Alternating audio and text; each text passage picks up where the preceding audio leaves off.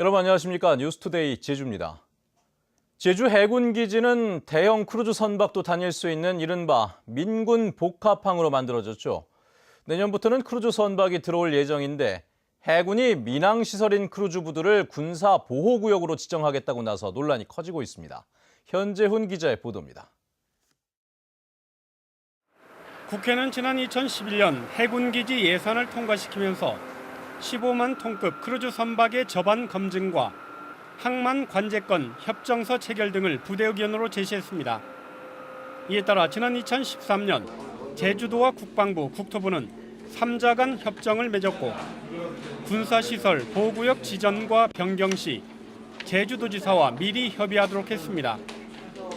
국방부 장관은 민군 복합항 전체 방호를 책임지며 민항구역 이외의 경비를 담당하고 국토부 장관은 크루즈 부대의 경비를 담당한다고 명시했습니다.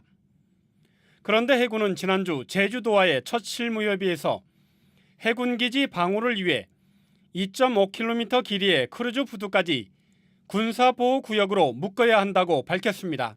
군사보호구역 설정은 향후 법규와 기존 체결된 협정에 따라 추진하되 방파제 내 인원 출입이 가능하도록 적극 검토할 것입니다. 이에 대해 제주도는 군사보호구역상 제한시설로 묶이면 크루즈 입출항과 관광객 출입이 통제를 받게 될 수 있다며 반대 입장을 전달했습니다. 지정을 안 해도 저희들이 경비나 이제 보안 측면에서 실질적으로 제주항에서 이제 하고 있기 때문에 그런 측면에서는 해군의 그 주장이 절대적으로 맞다고는 볼 수는 없습니다. 제주 민군 복합항에는 내년 7월부터 크루즈 여객선이 입항할 예정입니다. 하지만 해군이 민항시설을 군사보호구역으로 지정하겠다고 나서면서 무늬만 민군 복합항이라는 논란은 커지게 됐습니다. MBC 뉴스 현재훈입니다. 더불어민주당 제주도당은 8.15 특별사면 대상자의 해군기지 반대 활동으로 사법 처리된 강정 주민 등이 포함되도록 중앙당이 나서야 한다는 입장을 전달했다고 밝혔습니다.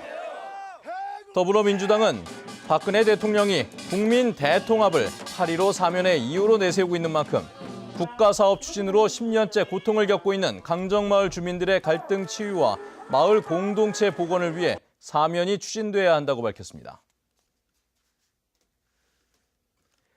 제주 첨단과학기술단지 아파트 분양 과정에서 일부 당첨자들이 허위 서류를 제출했다는 의혹이 제기돼 경찰이 수사에 나섰죠. 당첨자 10여 명이 제주로 위장 전입을 하거나 임신 진단서까지 위조한 것으로 드러났습니다. 김찬영 기자의 보도입니다. 첨단과학기술단지 꿈에 그린 아파트의 특별 분양 물량은 모두 430세대. 입주기업 직원과 신혼부부, 다자녀 가정과 노부모 부양가구 몫이었습니다.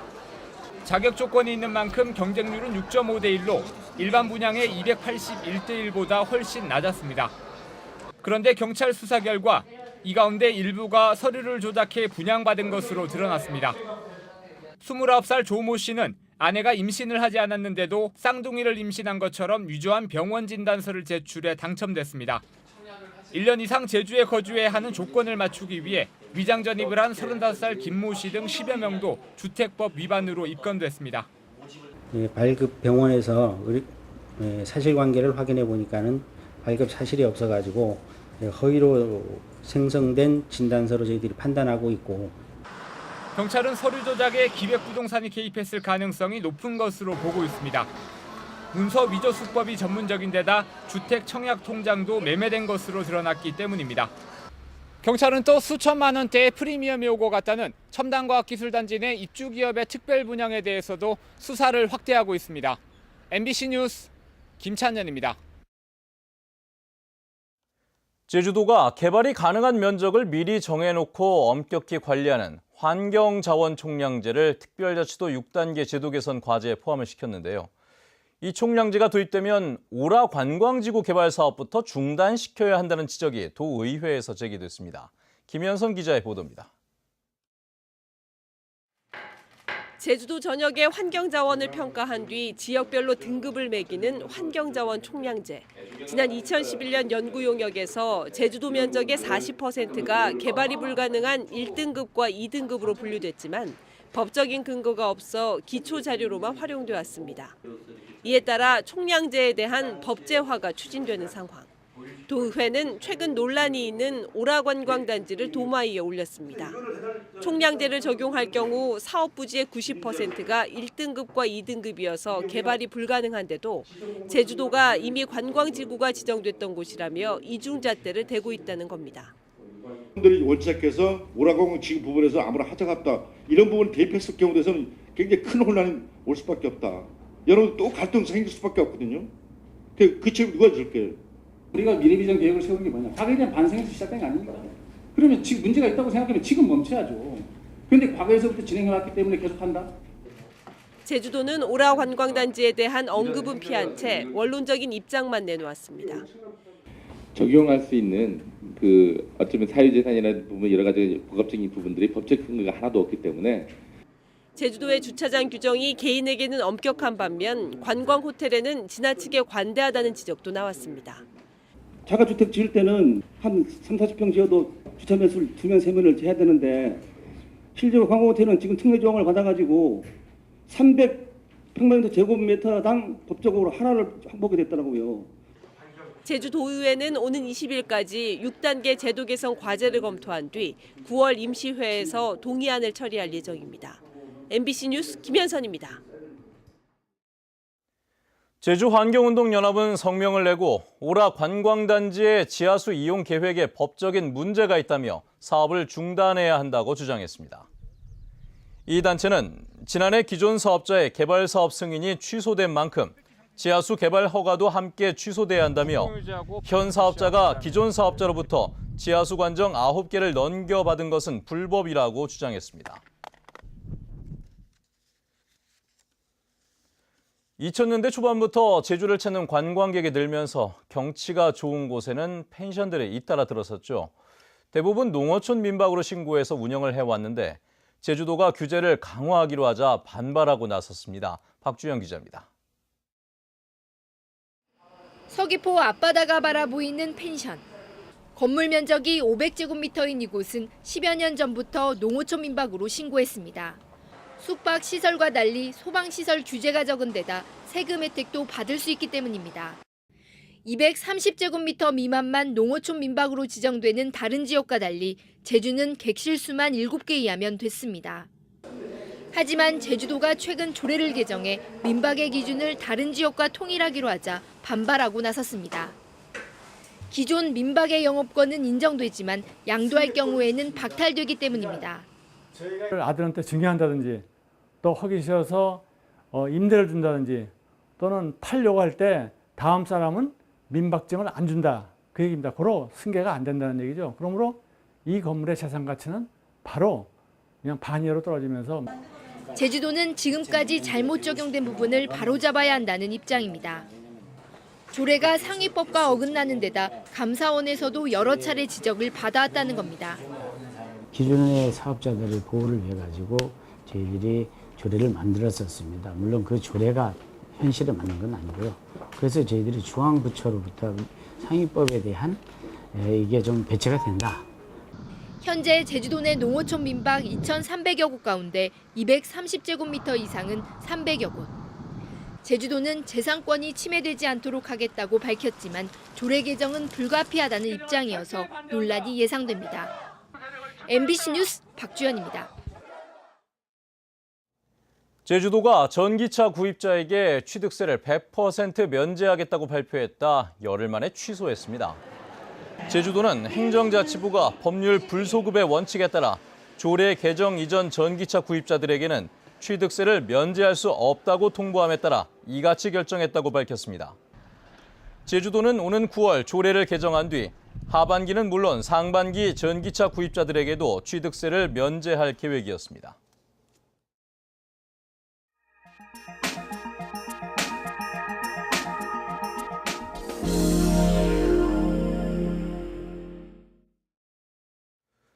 중소기업과 대기업 사이의 기업을 중견기업이라고 하는데요.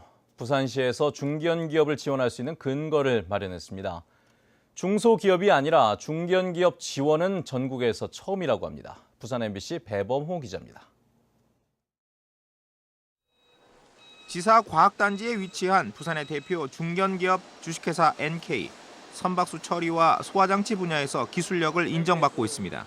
세계적인 전문 기업으로 성장하는 데 있어 아쉽게도 중견기업에 대한 지원은 거의 없습니다.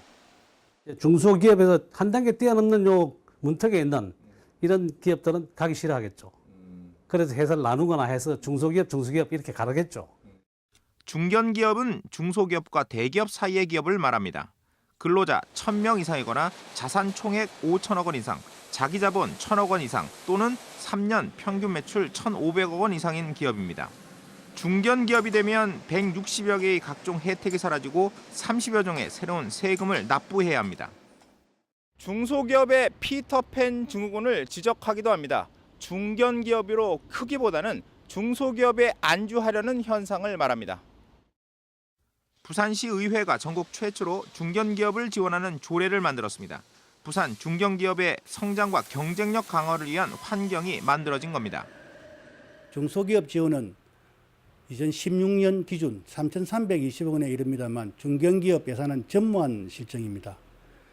현재 부산시에는 200개 가까운 중견기업이 있지만 전국에서 차지하는 비율은 5% 정도에 불과합니다. 도시 규모나 위상으로 볼 때 고용과 수출에 영향이 큰 중견기업 육성 대책이 절실합니다. MBC 뉴스 배범호입니다.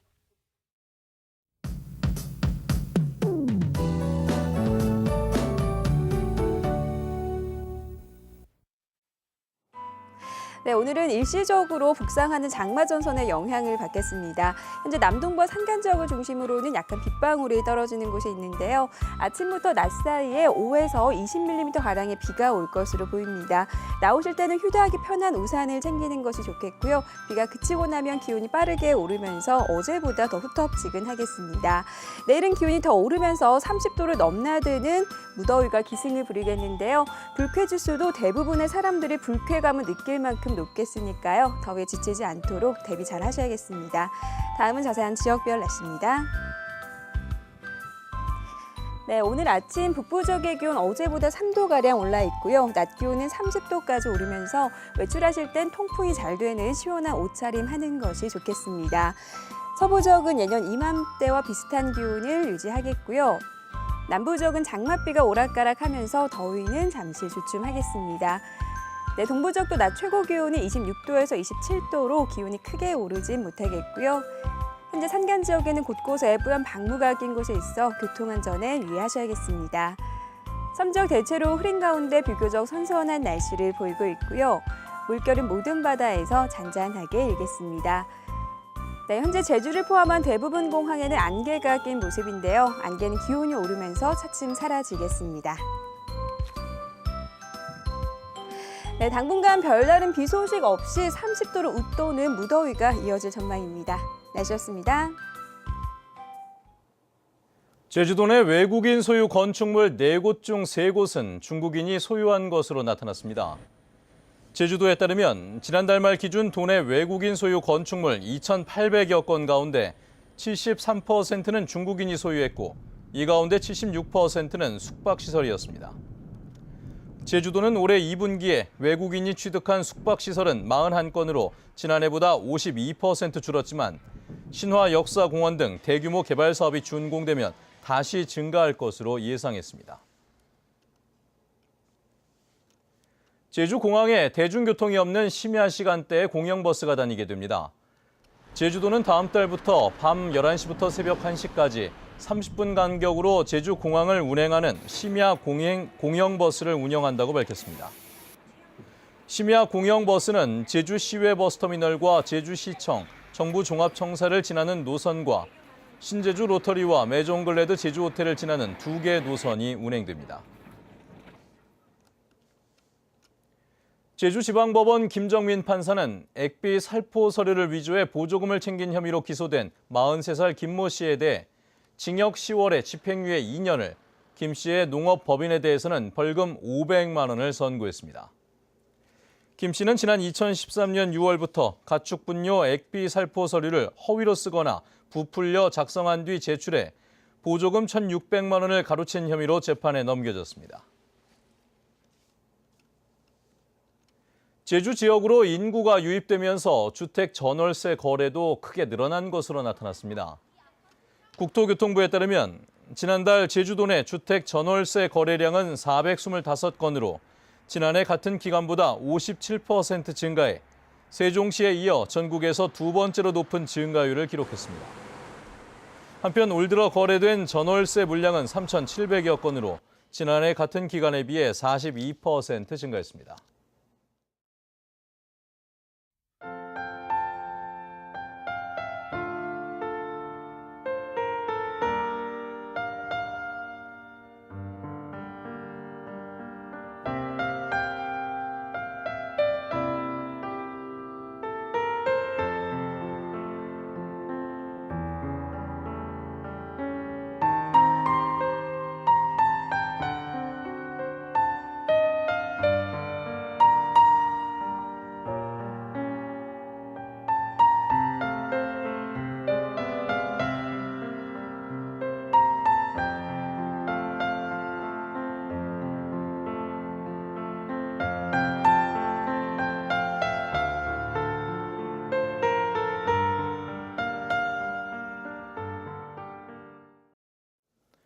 네, 뉴스투데이 제주를 마칩니다. 시청해주신 여러분 고맙습니다.